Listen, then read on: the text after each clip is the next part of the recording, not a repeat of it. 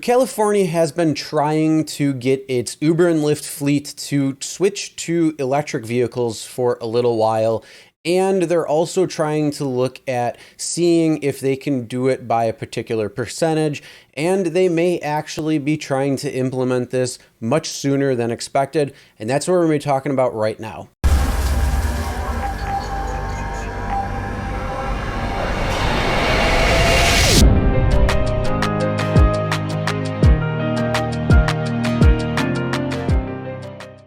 Hey everyone, Chris here from Real Rideshare Stories. If you're new to the channel and you're looking for different things within the rideshare industry, whether it's updates to what's going on, news, tips and tricks for passengers and drivers, or what happens on real rideshare rides, start now by hitting that subscribe button and ring the bell for notifications. Also make sure to check the description below for other helpful information and tips. So California in itself is a pretty crazy state when it comes down to different regulations and it comes to different laws. And like a few months ago when AB 5 codified the ABC test and is trying to make Uber and Lyft drivers employees instead of independent contractors. And the debate will remain if Uber and Lyft drivers are truly independent contractors or if they really have been misclassified as employees. And that is what AB 5 is trying to tackle. Now that they have sued Uber and Lyft about a week or so ago, taking them to court to try to see if they will pass the ABC test. And the Attorney General has put forth some crazy information when it comes down to it in order to state their case that drivers have been misclassified. But now they're taking it even further and talking about mandating electric vehicles for Uber and Lyft and putting in a certain percentage and even possibly putting an all EV fleet together by 2030 or by a certain date. And that's what we're going to be kind of talking about within an article that I'm going to be showing you in a few minutes. But before we get into that, what's your thoughts on this, especially when it comes to drivers in California who may be watching this video? What do you think when it comes down to it? Are you going to wait and see what happens with AB 5 and how that is going to play out if you're going to be reclassified as an employee versus not? Is it something that Uber and Lyft will actually have to take a look at, or will this fall onto the driver themselves? In order to continue driving, will they have to purchase an EV vehicle? That is going to be a few of the questions that are up in the air, but comment below and let's get that discussion at least started. So this is an article taken from Green Car Reports titled "California Will Mandate More Electric Cars for Uber and Lyft. Here's How." And the link will be in the description below, so if you want to read this a little bit more in full.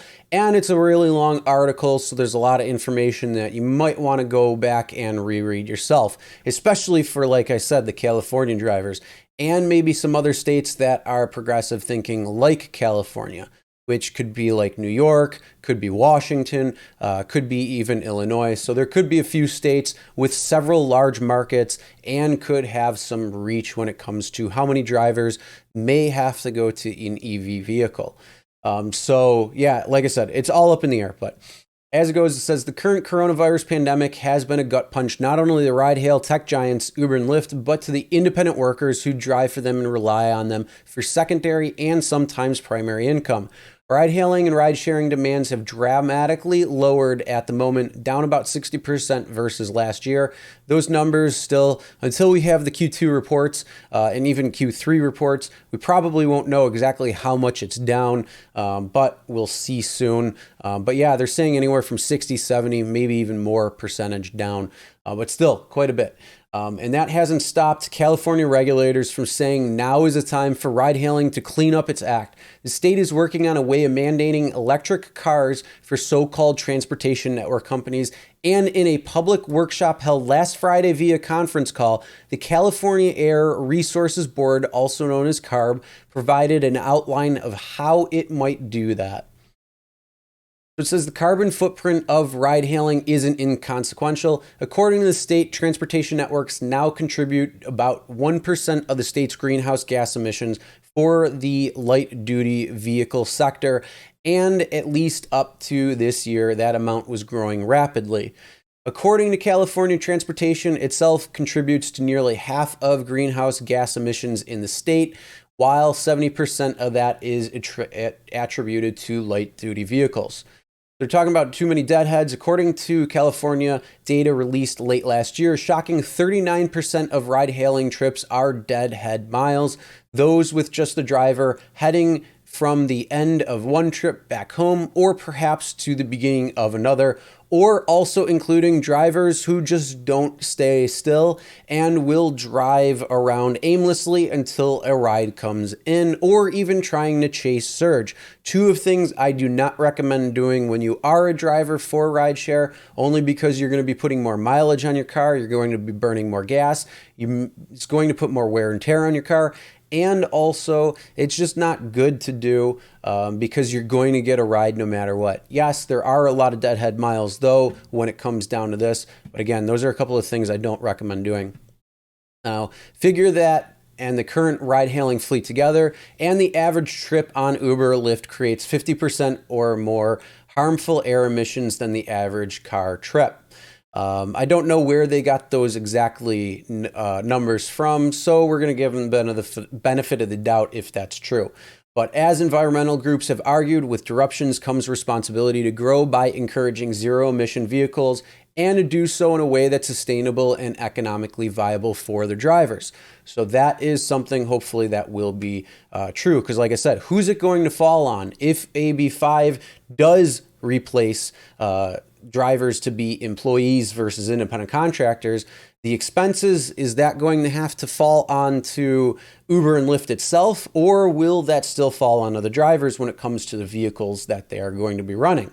So again, that's still up in the air.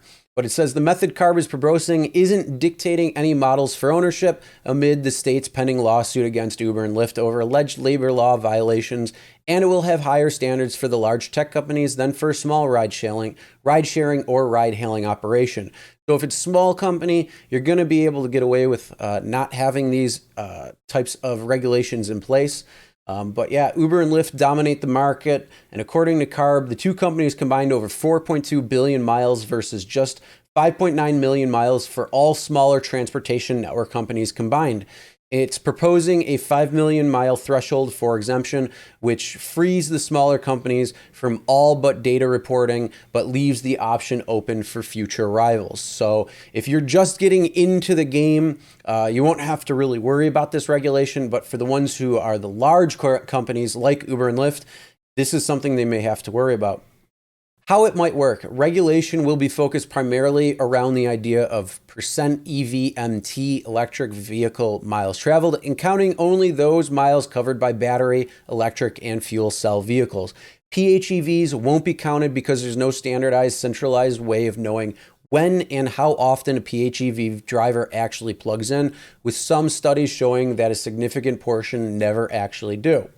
As per SB 1014, the Clean Cars program will submit its proposal to the CARB board by the end of the year. Network companies would then submit 2-year plans by January 2022, but the first compliance year for the new standard would be 2023. So they're saying, does technology meet the needs of a TNC driver? 95% of the drivers travel less than 250 miles a day, 90% less than 200 miles a day, and TNC drivers willing to charge 90 minutes per day by survey. Now, what's your thoughts on this? Do you drive less than 250 miles a day? Do you drive less than 200 miles a day? And do you drive, or would you be willing to do a 90-minute charge? Comment below and let me know with that, because I would like to know what drivers are actually thinking out there when it comes down to it. So under the two preliminary strategies, CARB would bring the percentage of EVMT from an estimated 5% in 2023 up to either 32% or 51% in 2030, and lower emissions from 250 grams per passenger mile traveled today to between 38.4 and 68.6 grams in 2030. Overall, these strategies could rise the number of zero-emission vehicles actively used in ride-hailing to 400,000 by 2030. So you could see a lot of vehicles could be on the road that are going to be EV. So it's going to be pretty interesting, like I said, especially over the next 10 years. So there's likely some revisiting to be done in light of the pandemic. The state was planning to promote the use of pooled trips through its compliance calculations, but all pooling has been suspended indefinitely for both Uber and Lyft, and current events might change the long-term assumptions. Officials also pointed to the closure of GM's Maven, including Maven Gig, and the corresponding service allowing rentals of the Chevy Bolt EV. Now, going back real quick to the closing of pool trips. Yeah, long term, they may not be coming back. They're going to probably look at it to come back at some point in the future, but at least in the foreseeable future, shared rides and pooled rides are not going to be happening. And I know a lot of drivers are going to be happy about that because they don't like shared and pooled rides to begin with because of some safety concerns, safety issues, a lot of different things along that. So drivers probably going to be happy if you didn't know that already. So the targets were established largely based on break-even costs for drivers, assuming a cost parity with gasoline vehicles by 2029, and essentially leaving the business model to adapt to economic realities in the interim, again, depending on how the state challenge of independent contractor status.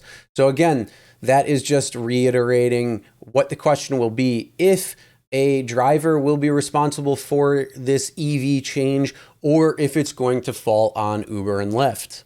And going on, this is the last section I am going to read from this article, and a link will be in the description below if you want to continue on and read, or if you want to go back to some of the percentages and things when it comes down to it, or just kind of like a refresher. So again, link will be in the description below, and you can read this then yourself. So CARB officials said that they have not yet gotten to the point of mapping out enforcement or whether there will be fines or a mechanism like ZEV credits. It's currently welcoming alternatives for the proposed methods that can achieve the same benefit at a lower cost and asking for comments by June 15th. It's also examining the possibility of including hybrids in the regulation or an alternative that would require all ride hailing in the state to go all electric by 2030.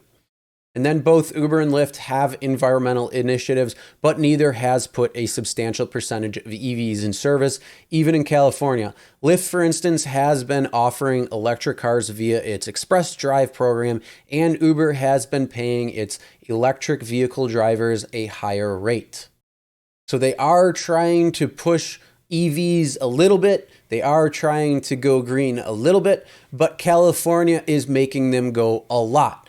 Now, what are your thoughts on all of this? Comment below, let me know. When it comes to what I want to do, at least for my vehicle, I'm going to drive that Jeep down into the ground as long as I can go. And then, yeah, I do want to go EV, pretty much all EV, and then just charge it up, whether it be like a Tesla Cybertruck, or if like Hummer comes out with their EV or something like that where it's a little bit bigger. That's probably something I would go with, but hopefully the price tag will allow something like that, because EVs sometimes are substantially more expensive than normal vehicles or even their counterparts. So again, what are your thoughts? What are you going to do? Do you like this idea? Do you not? Comment below, let me know. That's the end of this video. Make sure you subscribe and ring the bell for notifications so you'll be notified every time a new video is uploaded. Make sure to check the description below for other helpful information and tips. And as always, never drink and drive. Always tip your drivers, your delivery drivers, and your shoppers. And we'll see you next time.